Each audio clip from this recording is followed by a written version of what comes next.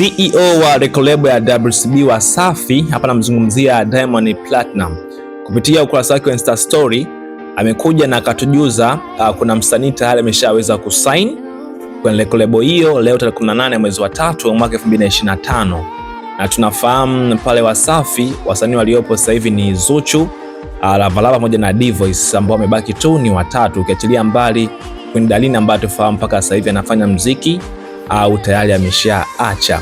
So leo kuna msanii tayari ameshatia wino, na tunafahamu Diamond alikuwa kwenye final ya BSS ya mwaka 2025 ambayo ilifanyika hapo nyuma, na alikuwa mgeni rasmi, na wale washindi ambao walipatikana tuna kwanza na pili alisema atawasign kwenye record label yake. So hatujafahamu kwamba ndio hawa ambao wameshawasign.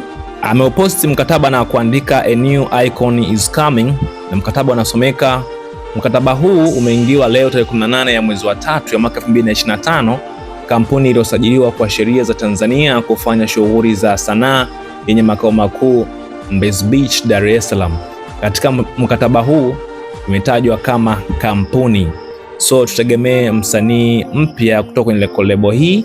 Hatujafahamu kama ndo wale ambao walishinda kwenye BSS kama alivyokuwa mgeni rasmi, na akatoa ahadi kuna wasanii wawili ambao walioshinda, msanii wa kwanza na msanii wa pili ambao walikuwa ni washindi watakuja kuwa signed kwenye record label ya WCB.